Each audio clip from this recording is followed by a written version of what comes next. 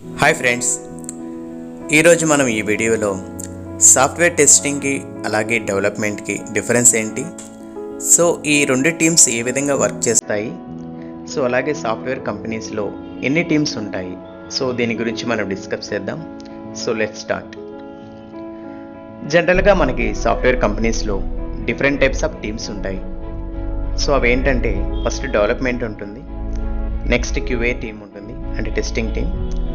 So next L2 engineers, ఇప్పుడు support customer issues వస్తాయి కదా, సో వాటి కోసం సపరేట్ టీమ్ ఉంటుంది.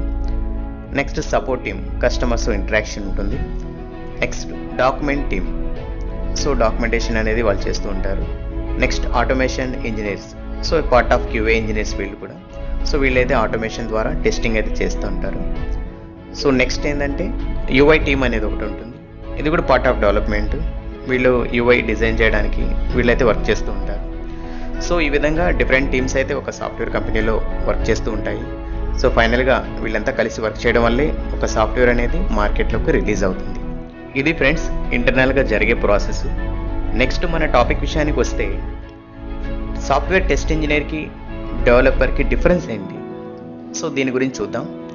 సో డెవలపర్ యొక్క రోల్ ఎలా ఉంటుందంటే వాళ్ళు డెవలప్మెంట్ చేస్తారు. సో ఒక అప్లికేషన్ని కానీ ఒక ప్రోడక్ట్ కానీ డెవలప్ చేస్తారు. సో వాళ్ళకి ఏదైతే ఆ ప్రోడక్ట్ ఆ ప్రాజెక్ట్కి ఏదైతే మ్యాచ్ అవుతుందో, మనకి లాంగ్వేజ్ ఉంటుంది కదా, డిఫరెంట్ టైప్స్ ఆఫ్ లాంగ్వేజెస్ ఉన్నాయి, ప్రోగ్రామింగ్ లాంగ్వేజెస్ ఉన్నాయి, దాన్ని బేస్ చేసుకొని డెవలప్మెంట్ అనేది స్టార్ట్ చేస్తారు.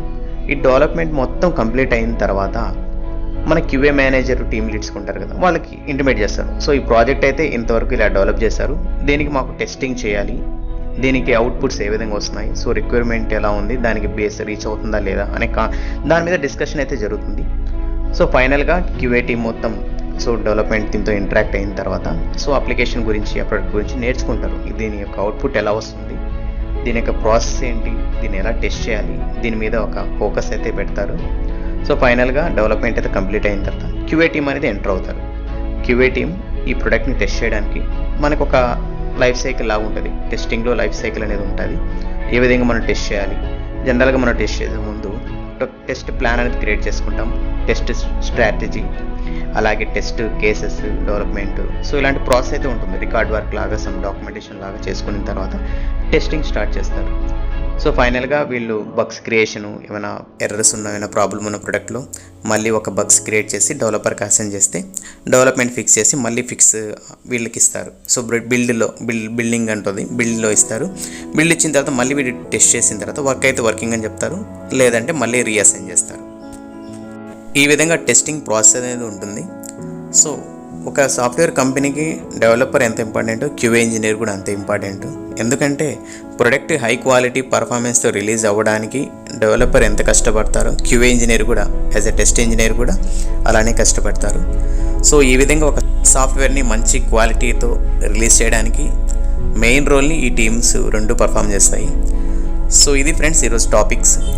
నెక్స్ట్ వీడియోలో మనం సాఫ్ట్వేర్ టెస్టింగ్కి అంటే manual testing, automation testing difference ఏంటి, సో మాన్యువల్ టెస్టింగ్లో ఏమేమి ఉంటాయి, ఏం నేర్చుకోవాలి, ఆటోమేషన్లో ఏముంటాయి, ఏం నేర్చుకోవాలి, ప్రజెంట్ మార్కెట్లో ఏముంది, ఇలాంటి విషయాలకు సంబంధించిన పూర్తి ఇన్ఫర్మేషన్తో నెక్స్ట్ వీడియోతో చేస్తాను. సో తప్పకుండా మన ఛానల్ని సబ్స్క్రైబ్